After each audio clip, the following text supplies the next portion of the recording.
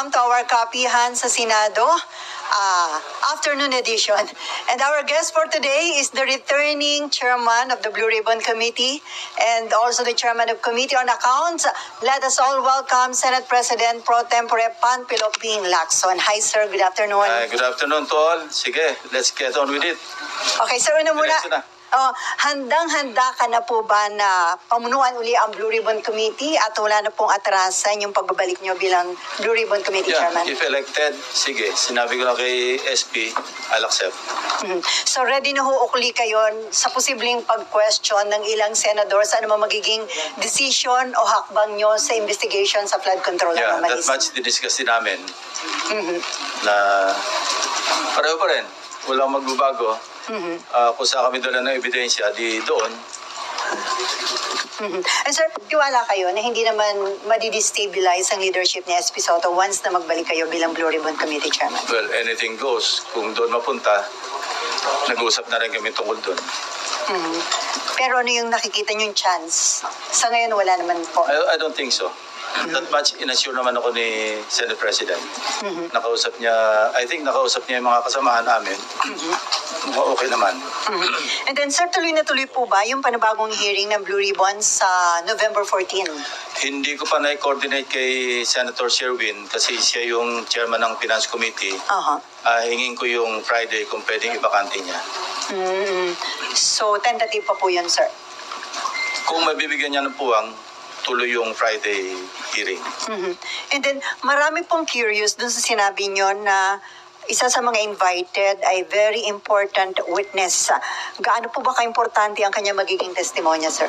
Importante kasi pwedeng ma-wrap up yung lahat ng pwedeng o kailangang malaman patungo pati sa prosecution sa conviction. May mga bago po siyang magiging revelation na hindi pa na-reveal ng mga previous witnesses. Yeah, naturally and surely. So may nagsabi na po siya ng affidavit, sir? Wala pa. Sa pinapa-finalize ko yung affidavit within the week.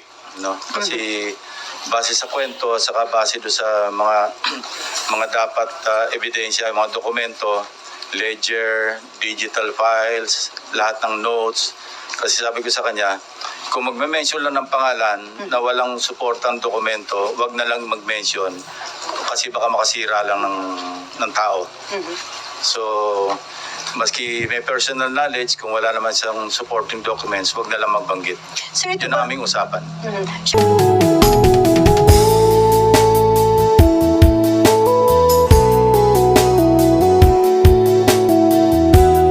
Nag-volunteer na lumapit po sa inyo para sabihin mag-testify siya sa Blue May Ribbon? conduit actually na nagparating. Ano po ito? Government official? Walang balita kay Gutesa, and that's the reason why I thought of reviewing the CCTV of September 25. It was not my intention to spy on Senator Marcoleta. No. Ang talagang reason kung bakit pinahanap pa yung CCTV footage para magkaroon kami ng clue kung sino yung pwedeng kasama niya na pwedeng mapagkilanlan, na pwedeng ipaabot sa kanya yung invitation through that person. Kasi nga nawawala siya, and we need him to show up yung kanyang mga na-testify na earlier, or kung meron siyang mga additional na documents or ebidensya to back up his claim, no? In his sinumpang salaysay. Naghahanap din kami ng magko-corroborate doon sa kanya mga sinabi. In fact, no, si Senate President Soto was in touch earlier with Senator Bato de la Rosa. Because sabi ni Senator Bato, meron siyang ipresenta na magko-corroborate kay Gutesa. And I just thought na baka yung si Paul or yung Mark na minention. But nung kinumusta ko kay Senate President, sabi ko, natatandaan ko may sinasabi si Senator Bato, why don't we pursue that? No? Kung po pwede niya maipresenta kasabay sa hearing sa Friday. When he checked, sabi ni Senator Bato, ang balita niya, mukhang nag-join up na kay kay Congressman Saldico sa Europe. So, baka And we're still validating, yun ang sabi eh. So, madali naman yon. We will check with immigration kung meron talagang departure, assuming na they use their real names. Ano? Yeah. So sino po ba yun yung ihaharap Mark ni and Paul, yung sinasabi niya na yeah. kasama niya na nag-deliver. Importante yun kasi what we need kay Gutesa, yung magko-corroborate whether it's another witness or whatever documentary evidence na meron siyang hawak para maipakita niya. Otherwise, mere allegation by one person, parang maski sa korte, maski sa prosecution level, baka hindi mag-hold water. No? So hindi ho kayo mag-stand up yung kay Gutesa na... Sa ngayon, sa tingin ko, being an investigator for so long, pag alam kong ganun lang, isang salita lang sa isang tao, mahirap tumayo. So kailangan natin ng magko-corroborate. Sa isang interview, sinabi nga ho ni Senator Rodante Marcoleta na nasa Chile na yung si Mark ba o si... I don't know. Ang pagkalam ko lang na nag-join daw, sabi ni Senator Bato kay Senate President na sumama na raw kay ex-Congressman Saldico.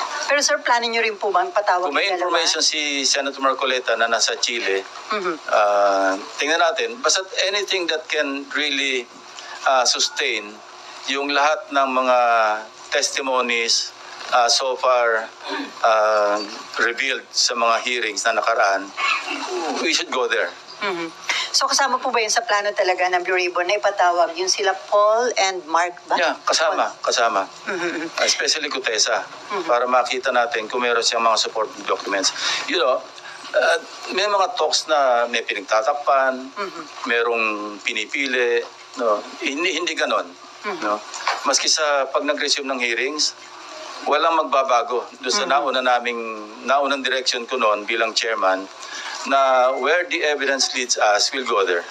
Sir, kinu-question din ni Senator Marcoleta yung aligasyon na pineke ni Gutesa yung kanyang Kung mga standard or specimen signatures ni Atty. Spera, kinumpare doon sa question document. Meaning, yung kinu-question na sinasabing hindi niya pirma. Hindi nga nag-match eh.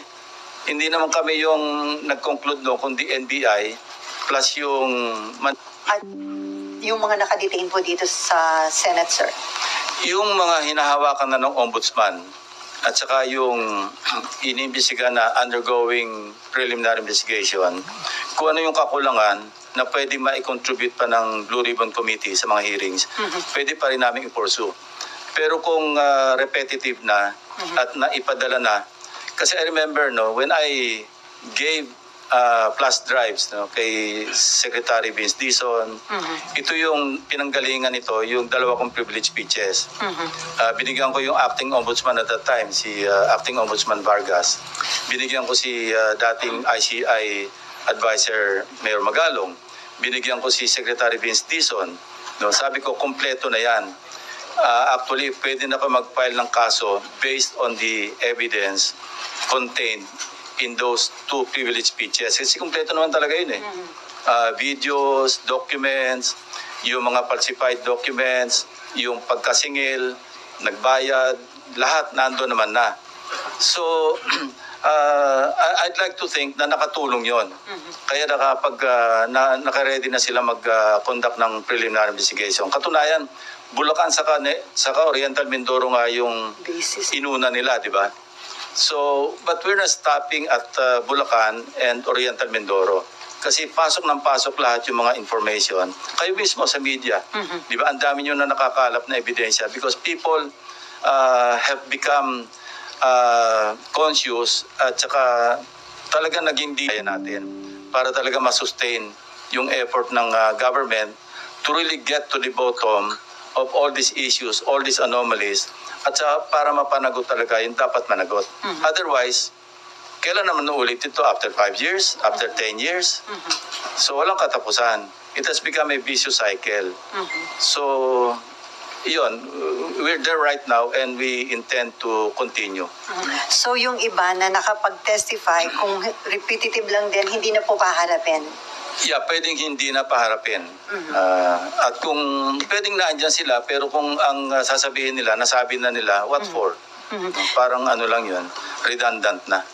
Si Senator Erwin Tulfo, yung Vice Chairman ng Blue Ribbon Committee, nirequest na po ba niya na i-issuehan ng subpoena do Sistecom yung ledger na mag-asawang We Diskaya? intend to issue subpoena duces tecum kina Mr. and Mrs. Diskaya para malinaw yung kanyang tinestify na may mga 17 congressmen na nakatanggap ng mga kickback. Importante yon kasi matatahi talaga at mapapalakas yung ebidensya doon sa kanyang tinestify. So, dapat ma-invite po uli mag-asawang Diskaya. Yes, nandiyan naman si Curly eh. Ibitahin din namin si Mrs. Iskaya at kung ano yung kanilang mai-contribute pa patungo doon sa kanilang nauna ng sinabi na may mga congressmen na involved. So, sir, itong investigation sa flood control anomalies, sa tingin nyo magtatagal pa o ilang hearing na lang po ito? Well, I think pwede nang i-wrap up at least yung flood control projects, yung GOS at saka substandard. Then we can segue to other the last time we met with the SP and I think Senator Kiko and Senator Bam.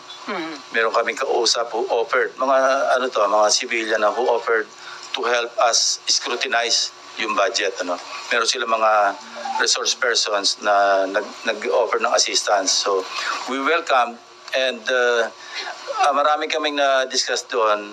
Number one, alisin talaga namin yung unprogrammed fund. Ang program appropriations, matitira lang yun sa foreign assisted. Of course, yung sa special purpose, yung contingent, yung mga quick reaction fund, hindi naman pwedeng alisin yun kasi paano kung mayroong calamity. Second, yung full transparency. Na-discuss na namin ito and we agreed with the Senate President, Senator Gatchalian, na hanggang sa BICAM, fully transparent. Hindi pa lang niya raw na-figure out how to go about it. But ang initial step is, hindi na pa pwedeng merong alien na papasok doon sa disagreeing provisions.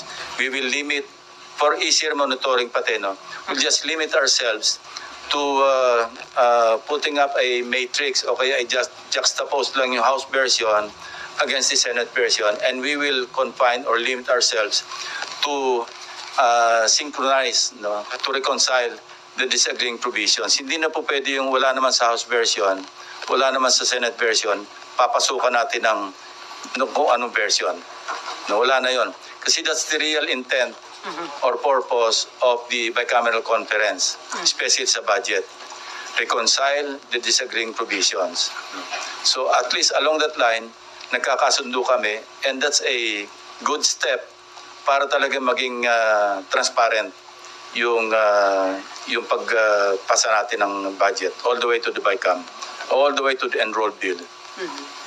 Sir, parang na-miss nyo yung mga budget hearings. So, Yeah. pagdating sa plenary, doon ba kayo babawi? Yeah, kasi na-immobilize ka ako. I was naka-decommission ako for 2 weeks because of my corneal surgery, Kaya, but sabi ko sa mga staff, bawi na lang ako sa plenary. So we're preparing for the plenary debates and I hope I can still contribute my worth doon sa pagpasa ng budget. Sir, balikan ko lang yung sa hearing. Invited na po ba sa next hearing si former Congressman Saldico and former House Yes. Speaker Martin Romualdez? Although yung kay former speaker, although we will invite him through Speaker Boji D, wala naman talagang direct na pag-implicate sa kanya except yung statement ni Gutesa, but we'll give him the opportunity to respond. But again, observing in the observance of interparliamentary courtesy, kukurse namin invitation sa kanya through the speaker. Yung kay Congressman, ex-Congressman Saldico will send the invitation doon sa kanyang established na residence. Kaya lang, sir, yung Office of the Ombudsman, mukhang dun sa last known residents, parang they refuse to accept yung pinadala ng Ombudsman. Well, it's up to them, Kasi kung hindi mahid yung invitation, ang susunod subpoena. At kung hindi pa rin siya sisipot based on the subpoena, then somebody may move for the issuance of a of a contempt citation and eventually a warrant of arrest. At yung warrant of arrest, sir, yun, pwedeng hingin ang tulong ng Interpol para arestuhin kung saang bansa siya nandun? Probably, kasi valid naman yung warrant of arrest, yung i-issue ng Senate. So that is as valid as any warrant of arrest issued by the court. I don't know, I'm not sure. But we will try. No? Sir, may info daw kung sisipot si former Speaker Romualdez sa hearing ng Senate. May advance info kayo, sir? Wala. Iniintay ko yung feedback niya kay, or feedback ni Speaker D. At saka dating Speaker Romualdez din kay SP Soto. Kasi nakipag-coordinate lang ako sa office ni Senate President or kay Senate President himself.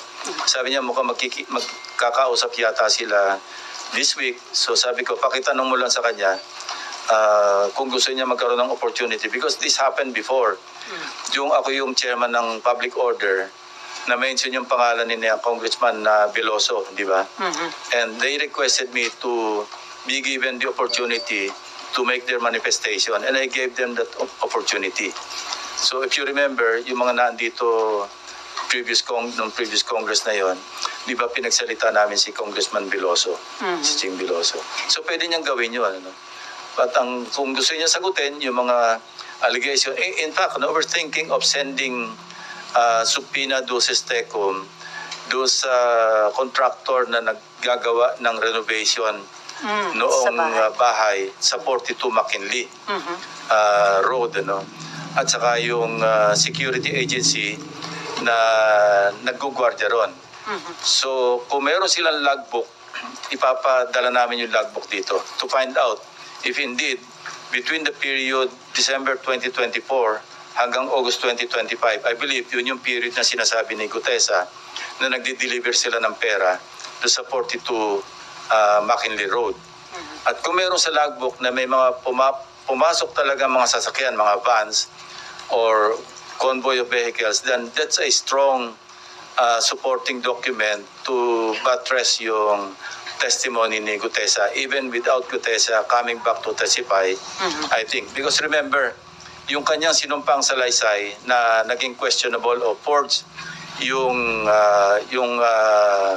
notaryo, that's invalid as far as yung kanyang sinumpang salaysay kung gagamitin ito sa other sa prosecution. But as far as the Blue Ribbon, yung kanyang sinumpang salaysay as read doon sa kanyang sinumpang salaysay na written, valid yun because he was administered this oath and ang presumption is totoo lahat yung sinabi niya sa Blue Ribbon hearing noong September 25. So sir, hindi applicable kay former Speaker Romualdez yung pwedeng gawin kay Saldico na kapag hindi humarap, i-issue ng subpoena, kapag hindi pa rin humarap, ay congressman siya. So hanggang invitation lang ang pwedeng gawin. Yes, Senate. through the speaker. Sabi ko nga, interparliamentary courtesy. And by the way, I'd like to clarify, yung interparliamentary courtesy, ito'y binibigay do sa institution, hindi sa tao. Kaya nga interparliamentary courtesy kasi courtesy yan ng Senado sa lower house and vice versa. Anyway, okay. Amor? Marlon? RG? Okay, si Camille. Nahin natin, Amor. Opo. Sir, balikan ko lang po kay Gutesa. Are you bothered by his disappearance? And ano po yung current efforts right now to locate him? Well, obviously, sincere yung efforts to locate him. Ano? Kasi he has to clarify yung kung meron siya may idadagdag niya. No? So, importante yung kanyang presence kung meron siya maidadagdag pa sa kanyang nauna ng pinahayag. At saka concerned din kasi hindi na natin alam kung ano nangyari sa kanya. No? May mga claim na nasa marine compound, hindi naman pala. May mga... At saka parang gusto ko rin malaman sa kanya, sino ba talaga yung naggawa ng affidavit mo? Kasi nakita ko yung interview ni dating Congressman Mike Defensor, katulong sila Sinasabi niya na they helped Gutesa draft his affidavit. So, kailangan maklarify din yun. Hindi ba ang sariling sariling gawa ni Gutesa yung affidavit. Kung hindi niya sarili, sino yung mga tumulong sa kanya na maggawa ng affidavit? Sir, ano po yung basa or tingin nyo, analysis nyo dun sa situation? Is he hiding or meron po bang nagtatago sa kanya? Hindi ko alam. Yung guess mo is as good as mine, ano? Kasi wala nga nakakalam, tahimik na tahimik. Alam nyo, ganito lang yan, ano? Kung ang hangad mo, mag-prosecute talaga, makapagpa-convict talaga, dapat hindi siya nawawala. Kasi ang pwede lang mag-prosecute sa kanya, DOJ or Ombudsman. Hindi siya mahanap ng DOJ. Hindi siya mahanap ng Ombudsman. Kung ang intention mo, magpropaganda lang, diyan ka sa Blue Ribbon at mawala ka na. Kasi yun lang eh. Sa ngayon, di ba, nagkaroon ng isipan sa mga kababayan natin na siya lang ang nakapag-implicate kay Speaker Romualdez. Yun ang... Although kay Congressman Saldico, hindi lang siya, ang dami pang ibang nag-implicate sa kanya, nauna na. Pero ang importante rito, in-implicate niya si dating Speaker Romualdez at nag-iisa siya nakapag-implicate. Pagkatapos nawala siya. So kung ang hangarin mo is talagang logical conclusion, which is to prosecute and convict former Speaker Romualdez, dapat nandito siya. Hindi man sa Blue Ribbon, kung inisip niyang hindi siya makapagtiwala sa Blue Ribbon, humarap man lang siya sa DOJ, humarap man lang siya sa Ombudsman. Kung yun ang hangarin. So now, anong isipin natin? Bakit Blue Ribbon lang at pagkatapos ng isang pagsipot, nawala ka na? So sir, hindi niyo ba tatanungin si Mike Defensor considering na siya ang nagbigay kay Marcoleta? Yun nga, papadala namin yung subpoena through the office of Senator Marcoleta. No? And yung sinasabi niya na ini-spyan ko siya, hindi yun ang dahilan. Gusto ko lang makita, kaya pinareview ko yun para makita ko, baka sakaling may nakakakilala o makikilala natin yung kasabay niyan dumating. So nung So establish incidental na lamang yon na sinalubong pala siya ng staff ni Senator Marcoleta, dinala sa opisina niya, nag-stay for a while, tapos nanood ng hearing doon sa gallery hanggang sa tinawag siya, 10:27 I think. No? But he stayed there, he arrived at around 8:27. At saka yung CCTV, this is a public place, yung Senado. Huwag tayong magtaka, alam na natin na mayroong CCTV dyan. Kayo mismo na mamonitor nyo kami pag dumarating na kami, di ba? Kaya minsan nakaabang na kayo sa second floor. So this is an open area, no? And you know, meron tayong jurisprudence tungkol sa CCTV footages. Yun yung Ople versus Torres. Ang tawag doon, ang doctrine doon, yung reasonable expectation of privacy.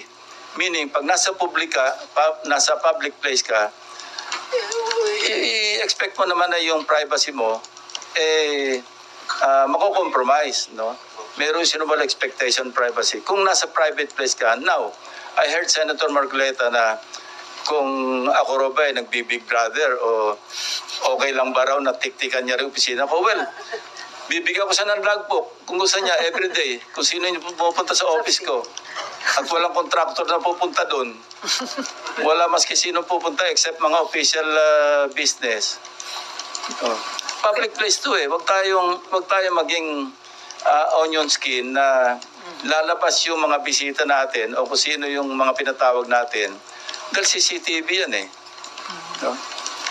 Okay, last question, Opo. Amar. Sir, mag-a-apply po ba dun kay Gutesa yung pag hindi po siya sumipot after the subpoena ay warrant of arrest yung next?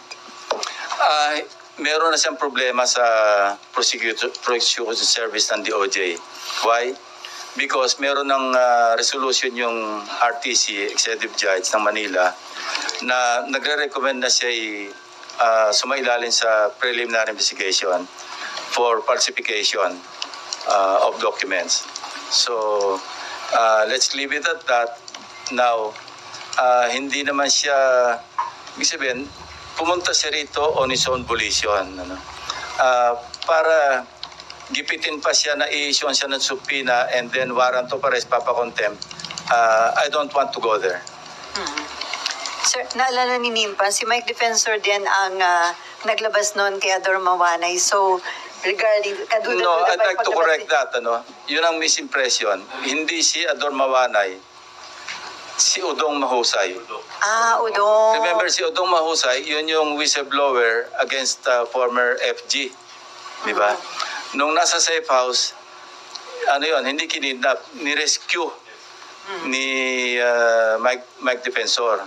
So, nawala yun as witness. Si Ador Mawanay, ewan ko kung sinong sirari ng ulo na nag-recruit, nag-invento ng mga account numbers na meron kaming $700 million daw dalawa ni ERAP, na in several foreign banks. And ano lang to, trivia.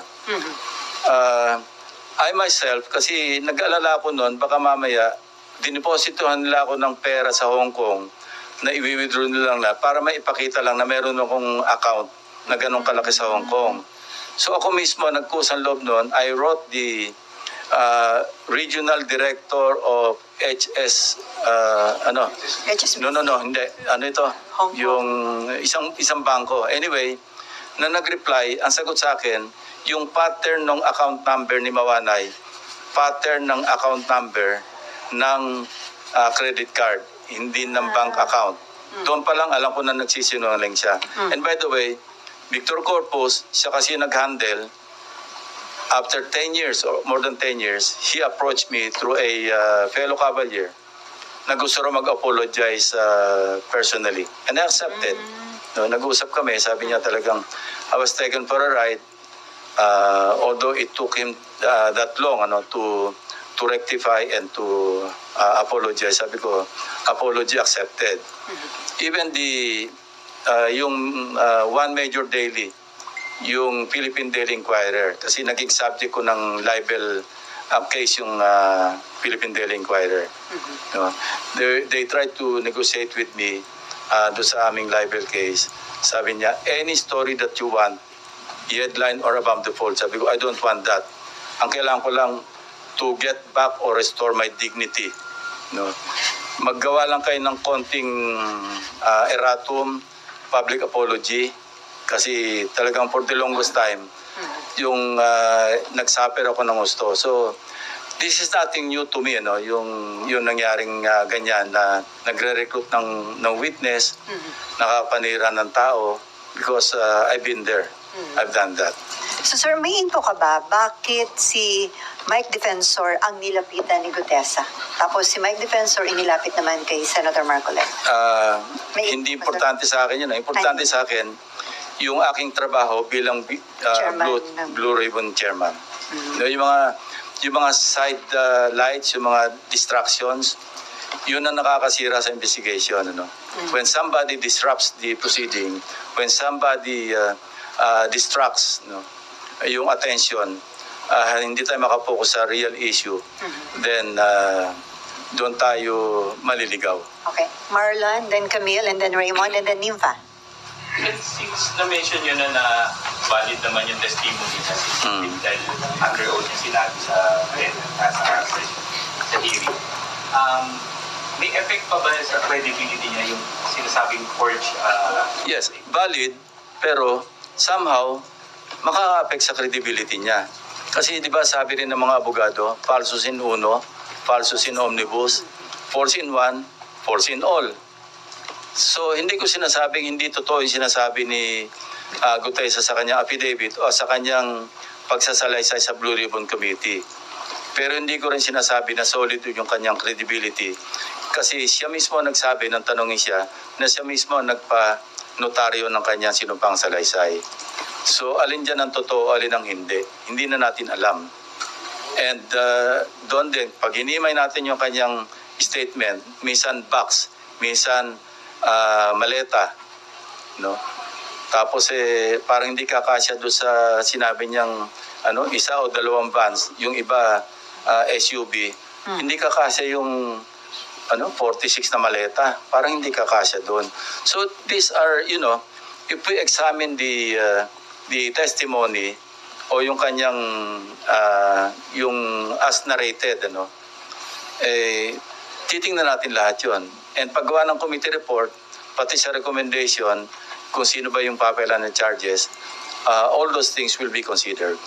Sir, tinry niyo po bang lapitan o kausapin si Senator Marcoleta since siya yung nagpresenta? Baka siya yung dapat mag-exert din ng efforts to locate yung witness niya. Hindi kami nag-uusap eh. Sir, Basta papadala ko lang ng subpoena sa office niya. Bahala siya kung gusto niya produce niya. sir, is there a need to invite then si Mike Defensor and then another si Hindi Congress? na, madidistract lang eh. Let's focus on the issue at hand. No? Ang issue rito, flood control anomalies. Mga ghost projects, substandard na projects, hindi lang flood control, pati yung buong national budget natin apektado. Pati yung buong bansa natin apektado. So let's not be distracted by the presence of Mike Defensor, kung sino-sino man. Ako, I'd rather stay focused on the issue at hand. How about sir, si Congressman Eric Yap na binanggit din ni Gutesa dun sa affidavit niya? Well, we can send the invitation to him through the speaker, no? Kasi incumbent naman siyang congressman. Sir, balikan ko lang yung very important witness. Gaano siya kahalaga dun sa Mahalaga. sa puzzle? Mahalaga. Wala. Ibang details, sir. Pwede pa. Basta mahalaga. Aabot naman tayo dun. Alam nyo, Christmas is just around the corner. Yung November 14 is much, much closer a corner Just wait. than Christmas. Hintayin na lang natin. Okay, sino ba? Camille, Raymond, Nympha, and then Mav. Sir, yung kay Gutesa po, kung hindi po siya a-attend or kung umattend po siya at walang magko-corroborate ng mga sinabi niya, will it end his presence? Ibig ko sabihin, tutuldukan niyo po ba? Considering na dati po kayong investigador. Yeah, kung wala na siya may dadagdag at yung seso niya lang, allegation lang na mag-isa, mukhang mahirap mag-standalone eh. So, maski ba sino, halimbawa si Sally, nag-volunteer mag-witness, sinabi niya, nagbigay siya ng pera kay President Marcos, tapos hinto siya doon, papaniwalaan ba natin si Sally? Dapat. Nang wala siyang pangsuporta man lamang na ebidensya doon sa kanya sinabi. Yeah. Sana kung meron siyang resibo o nakapagtabi man lang siya ng maski yung post-it na 48 million. At dinala niya, eto nga nakapagtabi ako ng isang post-it. No, na mukhang post-it talaga nung araw, hindi yung ginawa lang ngayon ha. So, yun, mga notes. Alam nyo, nung investigador ako, meron kami tinatawag na investigator's notebook. Yan, ina-admit sa court yan eh. May puprobo naman na sinulat mo yan nung nasa crime scene ka na ikaw nagte-take ng notes. Yun, valid yun. Kung meron siyang ganon, yung halimbawa, nagte-take notes siya nun, meron siyang diary na sinulat niya noong December 2024 hanggang August 2025 na nag-deliver kami rito. O kaya meron siyang sulat sa kanyang asawa, sa kanyang pamilya, magdi-deliver ako. Kasama ko si ganito. Yun, valid na valid yun. Ang lakas nun. Ay, yung picture, sir. Well, pictures, yes. Yeah. Sir, Or, sabi ko, logbook. Maski hindi sa kanya galing, independently, nakakuha tayo ng copy ng logbook na halimbawa, January 2025. May pumasok na several vans, several vehicles, convoy, nakalag doon. Ang lakas nun. Ako, solid sa akin yon na ebidensya yon na totoo ang kanyang sinasabi. Pero ano ba, box ba? Maleta ba? At saka nga alam ko, pag naglagay ng pera at namigay ng pera nakalagay sa maleta, hindi sa akin ang alam ko, mumurahin, hindi Rimowa. Napakamahal na Rimowa. 46 na Rimowa. Alam mo ba kung magkano Rimowa ngayon? Magkaan libo. Ito hanggang bewang niya sinasabi niya. Baka hindi lang 100,000 yun. Usually, ang mga pinamimigay dyan, mga Xiaomi. Yung kumbaga sa'yo na yung maleta na yan. At Parang masira, gano'n. Oh. Okay, Camille. Follow up, Baka magalit sa atin yung Chinese yan. Okay, Camille. Gagawa po ba kayo ng mga specific forensic or audit trail para po, kasi sinasabi po ni Senator Marcoleta, napakalaking halaga nung idineliver kay Speaker Romualdez. Since dati po kayong investigador, sir, sa PNP. Trabaho ng AMLAC. So, I think Para po matitrace nila yan ma-establish. if they can still backtrack yung large withdrawals. yeah. say from what? Kung sino yung contractor. Alam naman natin na nag-withdraw sila eh. Katunayan, frozen na nga yung accounts ng iba, hindi ba? And mind you, yung 5.2 billion pesos is just trickle in the bucket compared do sa mga nakikita nating billion-billion na nag-change hands pagkakatapos sa isang proyekto. I think AMLAC is on its way to further looking at yung tinatawag na web of accounts. Kasi pag sinabi nating web of accounts, ito yung from one account to another, to another, to another, hagip lahat yun. So I'm just hoping, we can just hope na yung AMLAC will go as far as that. Kasi importante yun because when we amended the Anti-Money Laundering Act, sinama namin yun web of accounts. Lahat ng natapuan ng transaksyon, halimbawa ni Sims, at yung katransact niya, nakipag-transact sa iba at nakipag-transact sa iba, hagip lahat yun. So para malaki naman yung ma-recover ng government sa mga, hindi lang contractors, kundi doon sa mga tiwali ng mga opisyal, congressmen and senators included. Okay, Raymond. Sir, just one point. Sa pagbabalik niyo as chairman of the Senate Blue Ribbon Committee, ano ang naghihintay na kapalaran dun sa 4 na opisyal that are being held sa baba after na ma-contempt sa committee hearing? Well, they may be detained there up to the CDGA adjournment, which is 3 years from now or 2 years from now. Unless makasuhan na sila, sir. Well, pag makasuhan sila and may warrant of arrest, kung merong court order, yung commitment order yung court, then we will transfer them. In the meantime, they will have to stay here. Mabuti na rin yan para kung kailangan din sila, at least madali silang escortan ng OSAA. Ginagawa namin yan in-escortan sila sa ICI, in-escortan sa DOJ, or kung ano yung agency na nangangailangan sa kanila. Okay, Nympha. And then Ma'am. Afternoon, sir.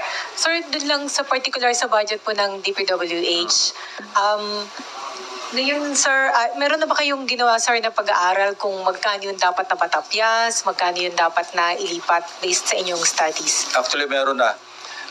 Noong nag-revise yung DPWH, di ba tinanggal lahat yung flood control? That's 255.5 billion. Tinetrace namin kung saan napunta. Kasi walang naiwan doon sa 255 or so billion pesos. Kung saan napunta. And we're trying to find out kung saan. First, in fairness, kasi yung PhilHealth, merong 60 billion na pumasok doon sa House Gov. On top of the initial 112 billion na naka-appropriate do sa NEP, nadagdagan pa ng 60. That's good. Kasi para kailangan niya sa universal healthcare. Yung iba napunta sa farm to market roads. Kung saan. Merong napunta sa ayuda. At yung ibang ayuda, naligaw pa sa program, which we intend to uproot, ibalik namin sa regular. In fact, ang usapan namin ni Senator Sherwin, yung MAIP, i-consolidate na lang namin sa universal healthcare para magawa na yung zero billing sa mga government hospitals. Instead na nakamaip ito na ang nagdi-distribute, nagbibigay ng guarantee letter, mga congressmen at saka senador, aalisin natin yan. Magkano yun, sir? Ang napunta, not so much, I think 20 plus. Billion. Nasa amin yung record. Anyway, billion din yung nailipat sa MAIP. Merong nailipat sa AIX, Na ang intention namin ngayon is to consolidate all these, mga gumagala-gala na mga pang-social services under 4Ps. Kasi ang 4Ps, 4Ps pala siya, sabi ko 112 billion. So pagka na-consolidate namin lahat yung mga naligaw na nanggaling doon sa 255, makukumpleto siya, abot siya ng 193 billion. Ang 4Ps, ano naman, may livelihood. Di ba? May education din dyan. Meron din diyang parang ayuda sa mga nag-iikaos na mga pamilya. At least yun, may programa, merong vetting, tapos may graduate, no? Meron talagang enrollment. Kesa naman sa naliligaw na kung sino lang yung nagdi-distribute at hindi naman qualified yung iba. So yun yung mga napag-uusapan namin na pagbabagong gagawin sa budget. Opo, sir, ibig sabihin, kung i-consolidate na lahat ng mga ayuda, by next year o under the 2026 budget, wala na dapat na ini-issue ang mga senador ng mga guarantee letter? Dapat wala na. Hindi naman talaga dapat eh. Kasi wala kaming pakialam sa implementation. Yan nga tayo nagkakaloko-loko. Pag nakialam sa implementation, ang mga mabatas, ang trabaho namin is mag-legislate and mag-oversee, sa oversight, ano? Pero not to implement. Kaya nga nawili, ito yung isang tatanungin nga namin, ako particularly, paano parang turo-turo na lamang yung nagbagsak ng proyekto, naghanap ng budget para sa proyekto na parang wala nang pag-aaral. Di ba? Yan ang testimony ni Alcantara, ni Bryce. Parang turo-turo na lamang. Kailangan ni Senador So-and-so na ganitong halaga. Hanapan mo nga dyan. Hindi ganun dapat. Kaya nga napunta na sa GOS, napunta sa substandard. Kasi wala namang pag-aaral. Sir, kasi So by the way, correct ko yung sa PhilHealth, hindi pala PhilHealth yung 112, ano? Yung PhilHealth, yun yung nadagdagan ng 60 from the 255. Meron yatang initial na, I think, 53. Plus, meron pa diyang sinauli under the 2025 na 60. So at least mayaman yung PhilHealth, ano? Hindi na kailangan yung MAIP kasi kung mayaman yung PhilHealth at suportado yung Universal Healthcare Program, may zero billing tayo sa mga government hospitals down to the city or municipal hospitals, regional, provincial, and so forth and so on. Because that's the essence of the Universal Healthcare Act, ano? Yung maging lahat ng barangays covered. Kasi I remember when we passed that, ano yan yung kanyang yung law medium sa kahayan yung sa law parang pilot lang yung mga barangays, tapos sa medium parang selected barangays, yung high ito yung all barangays should be covered. Nag-graduate tayo from low to medium, parang bumalik tayo sa low kasi nawala ng pondo so mali. Para ano pa yung mga batas na yung tulong-tunong, ano, meron silang nilagay na 2 billion. Ano ba tong tulong-tunong? Ito na naman yung turo-turo Di ba? Scholar din ng mga legislators. So ilagay na lang natin sa tertiary education. Meron naman tayong, di ba, Pre-Tertiary Education Act na ang iba namang beneficiaries doon nanggaling din sa 4Ps. So gawin natin parang holistic at saka systematic at saka well-studied yung paglalaan ng mga pondo. Hindi yung whimsical, arbitrary, at saka patronage ang background. Sir, clarify ko lang po. So, next year, wala na dapat yung hindi na pwede dapat ang mga senators and congressmen na mag-endorse ng medical assistance like Heart Center and Pwede naman sila mag-endorse sa mga agencies. Halimbawa, may lalapit yan sa amin. O di sumulat na lang na pakitulungan nyo ito at kung may pondo dyan, hindi yung mismong yung mag-guarantee letter papuntang ospital. Sir, nagbibigay sir ng amount kasi po Sir, from yung office ng senator, sir, pag nagbigay ng guarantee letter, nakikita po namin, sila nag-endorse like ito, 40,000, Yeah, may 100,000 pa nga 100,000. So wala na dapat ganun, sir, under the 2026 budget? Well, bahala na yung hospital sana mag-vet o yung DOH kung ilan dapat yung maibigay na tulong doon sa lumapit sa mga legislators. May medical abstract naman yan Tapos merong barangay certification na talagang indigent yung yung pasyente, hindi ba? So, how would that be done, sir, po, dun sa budget? Well, pag inilagay natin sa universal healthcare, tapos inilagak natin sa mga hospitals, ngayon pinag-aaralan naman yung pattern kasi may historical naman yan na kung saan yung hospital na malaki volume, no? Kung saan yung maliit lang yung volume. So, yun ang pag-aaralan para doon i-appropriate sa mga hospitals through the DOH. Okay, isa na lang. So yung sa Farm to Market Road, may napansin po kasi si Senator Gatchalian at nakita nyo rin ho ba ito na dumoble, sir, yung allocation under GAB, NEP versus... lumaki. Actually, maraming nare-align papuntang farm to market. Ang tanong dito, nanggaling ba sa DA ang listahan nito?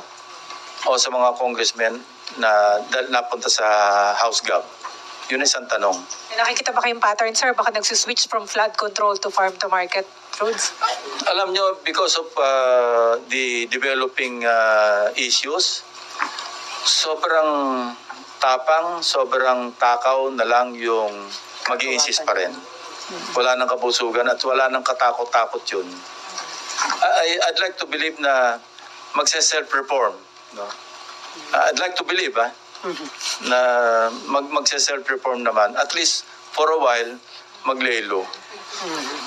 Pero yun nga, sir, dinoble pa rin yung sa farm to market road. Meron ba kayo nakitang suspicious dito, sir? Or wala masamang... Ha? Kaya nga, not checked by all the DA, more. sir. Kaya nga unang tatanungin saan ba nanggaling listahan itong mga items na nadagdagan ng pondo para sa farm to market? No? Kung hindi ba justify, sir, ano po? Kung hindi ma-justify ng DA, tatanggalin natin. Sabi nga po ng DA, sir, sa budget hearing hindi nila na... We will formalize it in the plenary. Tatanungin natin yung sponsor, the DA through the sponsor. Pag sinabing hindi, dati ko naman ginagawa yan Tinatanong ko yung sponsor, alam ba ng DPWH itong project nito? Pag sinabing hindi, pinatatanggal ko, nakangiti naman yung department secretary. Kasi lumalaki yung kanilang unused appropriations pag hindi nila alam yung project. Ito nga, from 2014 ba? Basta for a certain period, ang unused appropriations natin nasa mga 385 billion a year. Yun ang average. Why? Because the agencies, the implementing agencies, hindi naman kinoconsult ng mga legislators. Realign lang sila ng realign. So hindi alam paano implement. So gawin natin talagang systematic at saka pinag-aralan talaga. Okay, before Mab, speaking of 2026 budget, Sir, si Presidente, inutusan niya yung mga other agencies na i-reduce yung cost of for construction materials by as much as 50%. Yeah. Yung mga may infra projects like DepEd, DA, DILG, Department of Health. So magandang hakbang po ba yan para maiwasan na itong mga issue ng And kaliwatan? rightly so. No? Dahil nakita naman natin talagang ino-overprice nila yung estimate pero hindi pa rin nagkakasya. Parang tira sa taas, tira sa baba, di ba? Meron na silang savings sa overpricing, tapos mag-ghost pa sila. So, tama yon, no? And we should all support that, at least yung Congress. So possible na bumabaho yung budget allocation ng maraming government agencies? Yes, tama. Kasi mababawasan yung overpricing At kung hindi yun i-realign, pwede ho yung magkano ba? 6-point-something trillion bumaba. Yeah, delete yung deficit natin. Magkakaroon tayo ng savings dahil yung dahil nabawasan yung cost. Diba? Okay, Mav. Sir, babalik lang po ako sa Blue Ribbon. Sir, kasi po di ba naalala niyo yung sa Bulacan Boys, sabi nila 4 silang naghahati-hati dun sa bayan. Pero yung 3 lang nga nandyan, never po napatawag si Engineer Paul Tuya, patas si Yusek Bernardo, may binabanggit siya na Engineer Dumasig naman daw. Ito Kasama po bang yun. dalawang to? Nandiyan si Dumasig nung last hearing. Opo. Pero sir, yung Engineer Paul Duya na sinasabi po nila na kasama nilang tumatanggap ng 20%. I think masasama sa kaso yun. Hindi lang napatawag. Meron pa yung sinasabing si Carlo Rivera. Yun, dapat ipatawag din yun kasi prominent yung pangalan niya lagi lumalabas. Siya yung parang taga-prepare ng list. Opo. Sir, next hearing po ng Blue Ribbon, nandito rin po sila, itong mga taong to na hindi pa masyado pumuputok yung names. Yeah, titingnan namin yung listahan kasi baka mamaya masyadong marami, hindi naman matanong lahat. Ako, I'd rather na may focus sa mga certain individuals kaysa nakatanga lahat dyan. Hindi naman lahat natatanong. Sayang din yung oras nila. Sir, may patanong lang si Mayan Corvera. Hindi ba hahanapin ng Senado sina Mark at Paul na staff ni Saldico? Parang nasagot na kanina yun May pinaulit. Hello, where are you? Ayan.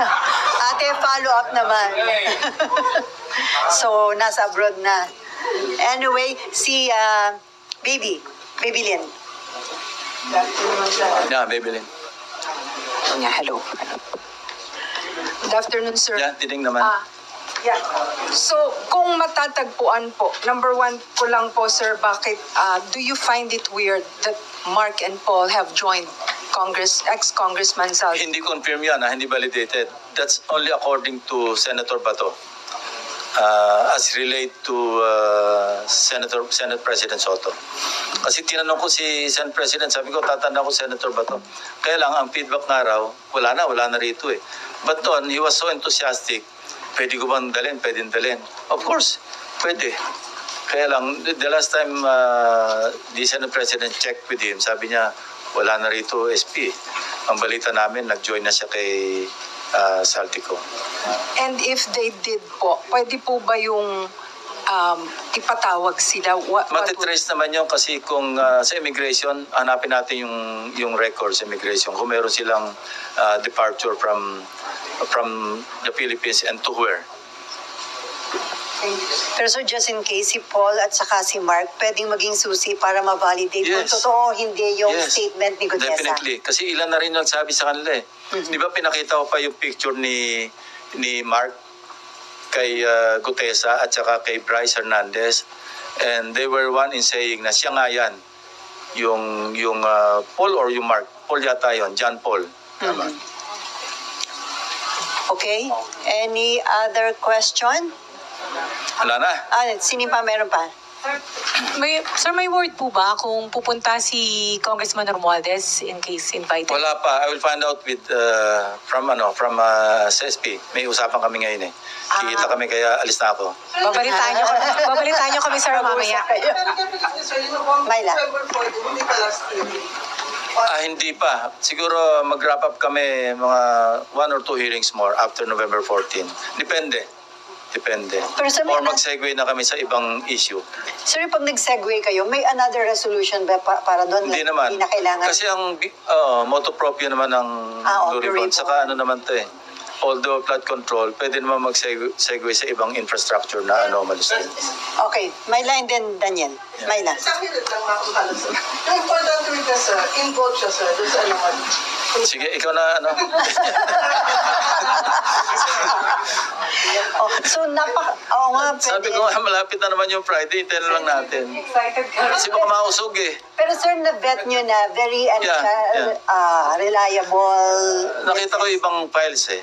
Kaya lang, hindi pa na-reduce into affidavit. May participation sa sir. Daniel, sige. Sir, kung hindi man matuloy makulong yung contractor, sinasabi nila Secretary Dizon, posible ba dito sila magpasko sa Senado, sa kulungan sa Senado? Most probably. Kasi ang sinidyan nga namin, ano pa eh. End pa ng 20th Congress eh. So that's what? That's 3 years, 3 years ba yan?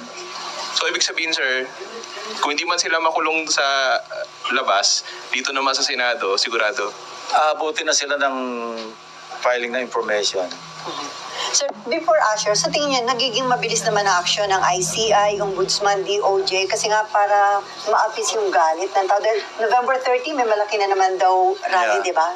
Sa tingin niyo, mabilis naman yung aksyon? Hindi kasi ganun kabilis, kadaling especially yung preliminary investigation. May due PI. process yan eh. Yung PI, 15 days, meron pang extension. Pag hindi mo naman sinunod yung due process, pwede ka namang ma-technical pagdating sa court. So So, sana maintindihan ho yun ng Yeah. publiko. Okay, Asher. And invite nyo rin po ba si former Secretary Bonoan for the next hearing? probably. Yeah, probably. May mga inaasahan po ba kayo mga information sa kanya, relevant information?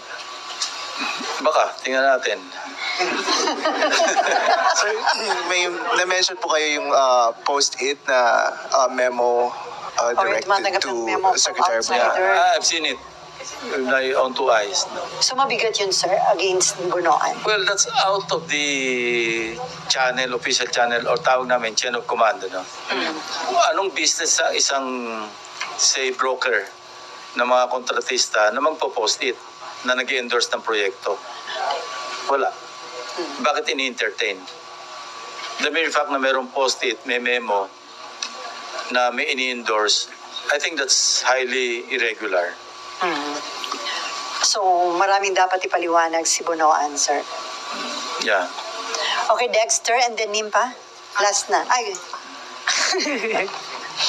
Dexter. And then Nimpa. Sen, good afternoon. Nung mga naunang hearing, lumabas na yung pangalan ni dating Yusek Maria Catalina Cabral na dahil siya yung Yusek for IT and Yeah, planning. planning. Papatawag ba siya ulit? Kasi halos hindi siya Most probably papatawag.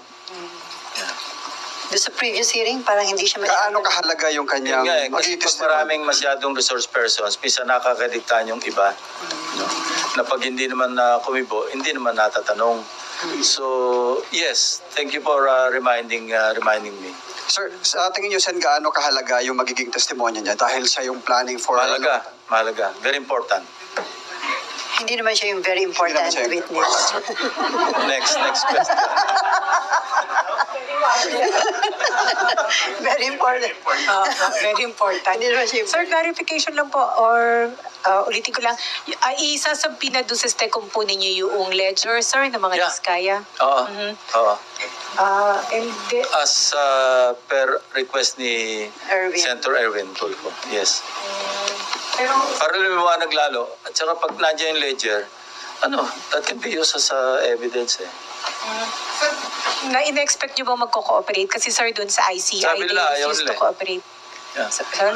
Sabi nila ayaw nila. Hindi naman daw kailangan yung cooperation nila. Better if they cooperate. Pero gusto nila wholesale eh. Gusto nila blanket immunity.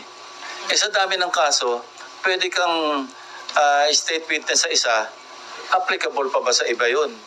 Hindi naman to isang kaso lamang na, remember, yung requirements sa pagiging state witness, di ba? Ang pinaka-importante yung absolutely necessary, yung testimonial mo, na para bang without your testimony, hindi mako-convict yung dapat makonvict. So, pwedeng pumasa doon, pero again, may co-corroborate ba yun ng ibang ebidensya? Requirement din yon. Yung not the most guilty, madali-dali yon. Pero on a case on a per case basis, mahirap yun kasi iba-iba eh. Pwedeng pasado ka sa absolute necessity sa isang kaso, hindi ka na mapapasa kasi merong ibang testigo naman doon. So pwede ka makonvict sa iba, pwede ka state witness sa iba. So sir, ano po ang gagawin ninyo, sir, ng committee kung hindi na sila mag-cooperate, hindi bigay yung ledger? Ganito yung deal. Ako kasi pagka kumakausap sa witness, gusto ko yung full disclosure. Ayoko nung pambobola. Ito yung sinabi ko lang na guidance. First, yung sinabi ko kanina, kung magsasabi ka ng pangalan, siguraduhin mo meron kang backup document. Pangalawa, walang maipapangako sa iyo na siguradong state witness or ito yung mga options. Pwedeng ma-discharge as a state witness. Second, pwede kang makonvict with restitution pero magkaroon ng probation. Another option, pwede kang makonvict,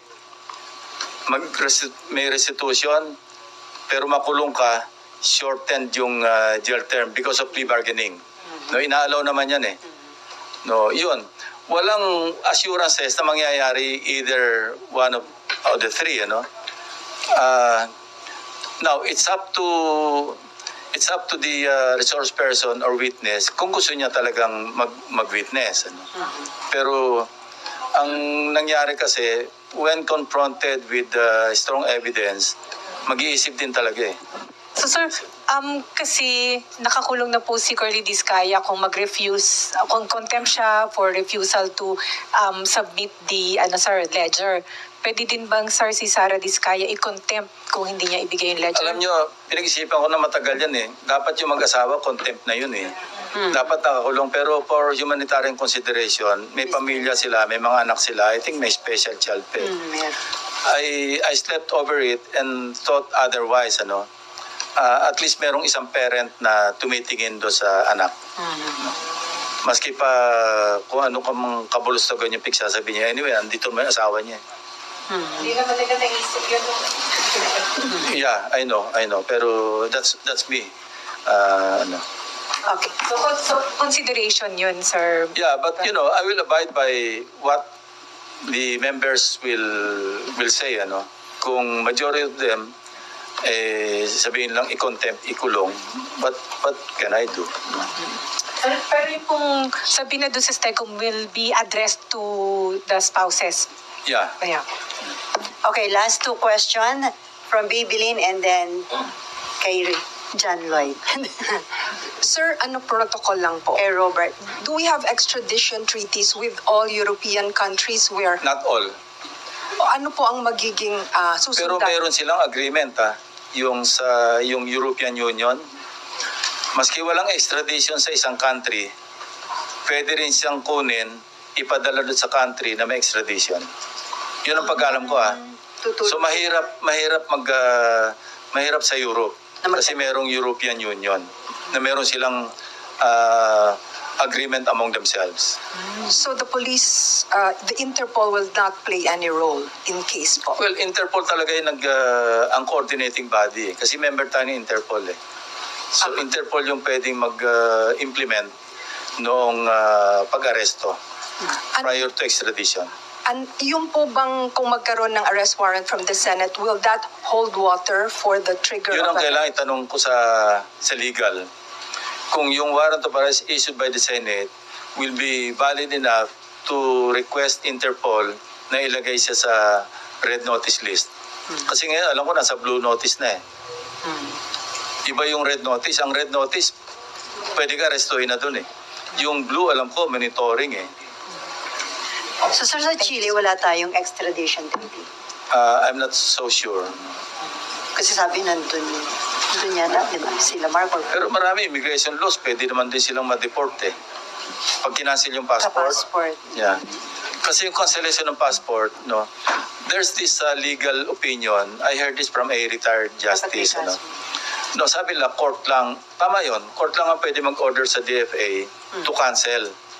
Pero pwedeng yung parang precautionary, Even the DOJ or ICI probably may request a court or file a petition sa court na mag-issue ng cancellation ng order to cancel passports.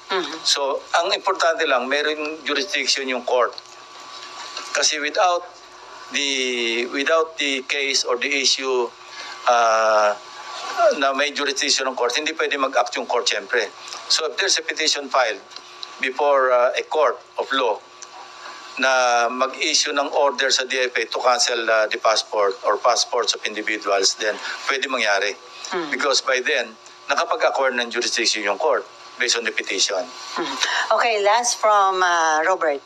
Hi sir, good afternoon. Regarding lang po dun sa very important witness, just to justify our report lang po, meron po ba siya mga bagong names na ididiin na involved sa anomalies or may mga nag-appear na names na sususugan niya with evidences including senators and congressmen? Both.